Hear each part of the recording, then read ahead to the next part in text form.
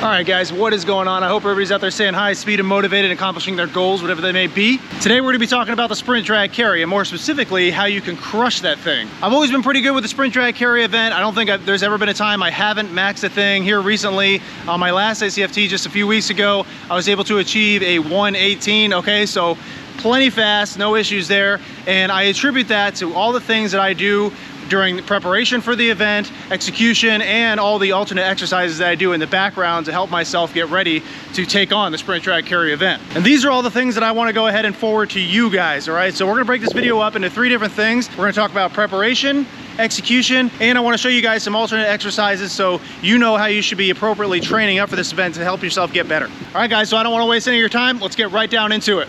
Oh, and also I want to apologize for the background noise. There's some fans up here in this gym, all right, because there's no AC in here.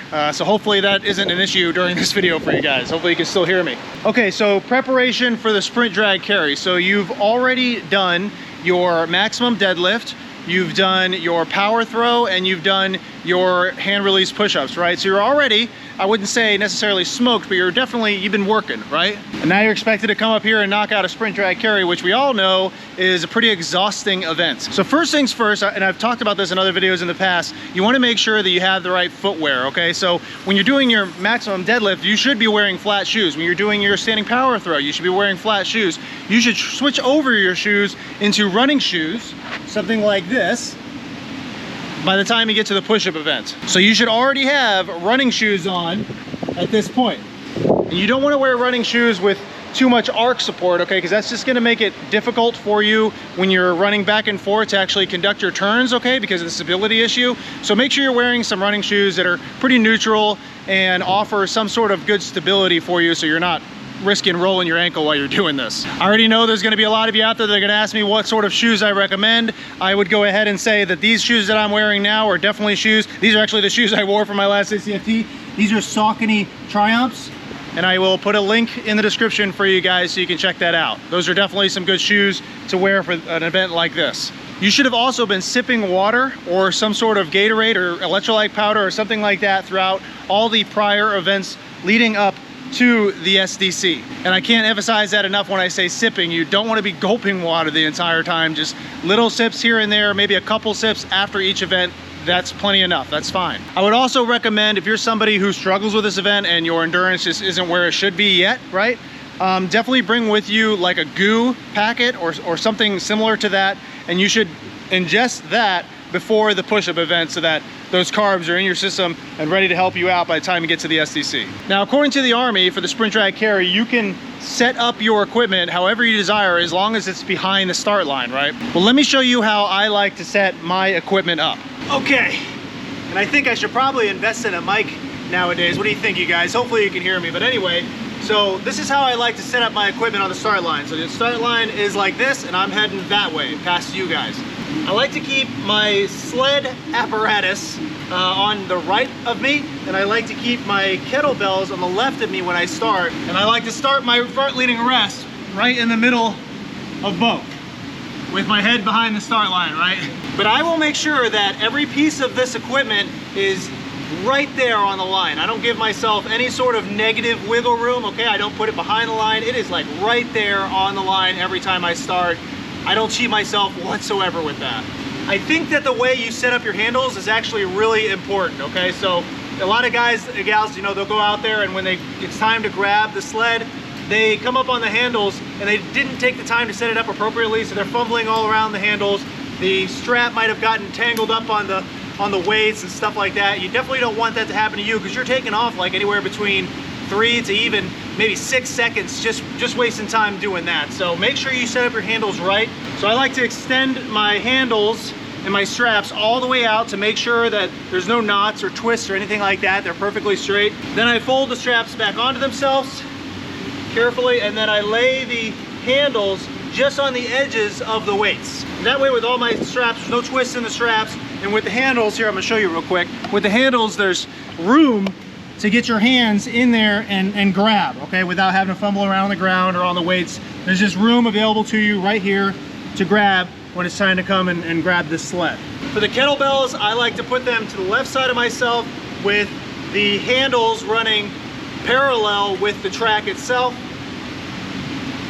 And I like there to be a good couple inch separation between the kettlebells, just so that I negate that banging around when I pick them up and get ready to go. So again, I don't want to waste any time with these kettlebells. I want them set up nice and neat and ready to go when it's time for me to come grab them. And then, like I said, I start off with my front leading rest right in the middle. Now let's talk about the actual execution. I am a firm believer that there is no place, no point in this test where you should be trying to catch your breath, take a break, or do anything less than 110% max effort. That is a huge thing to keep in mind when you're doing this event. Don't try to game it. Don't think with the laterals that when it's time to do laterals, you should be taking it nice and easy. No, that you should be taking like lateral jumps almost, all right? Your strides should be nice and long, and you should be going quick. So make sure you're keeping that in mind this entire time and every time you do this event moving forward. Right now, I'm gonna talk my way through this event so to make sure I don't miss any of the little things that I do personally so I can forward that on to you guys. So here we go. When the grader says go and you move out of that front leading rest, you need to be booking it. This is a max effort sprint all the way down to where you need to go, that 25-meter line. And I'm gonna go ahead and say that whatever foot is your dominant foot, that's the foot that you need to be turning on. And I make sure to tap the outside of my foot along with the line so that I make sure I don't get called back by the graders. That would really suck if that happened. You're gonna grab the handles on that sled as fast as you possibly can and start pulling it. Now, as you're doing your drag, I like to just let my arms go loose, okay? So they're fully extended. I'm doing most of the work from my lower body, but I am also making sure to lean back as much as I can comfortably, right? So that I'm maintaining that momentum.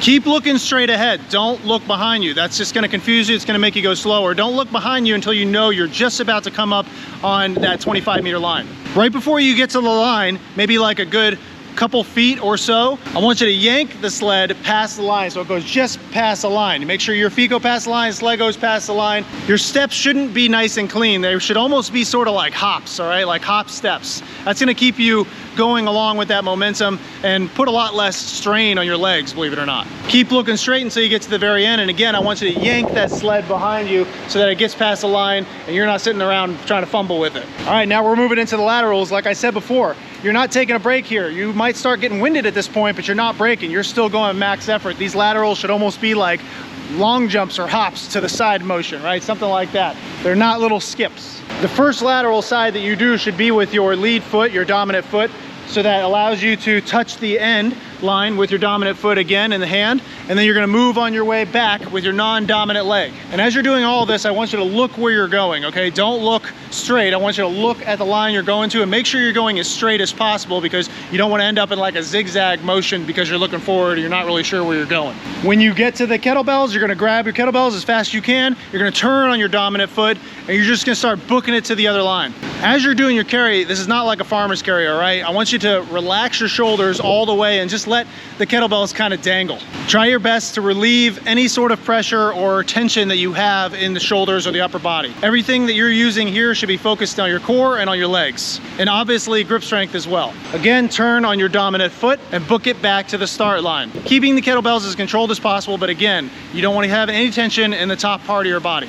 As you're setting these kettlebells down, this is really the only time of the event that I want you to pay special attention to how you set them down, because you want to make sure they go past the line.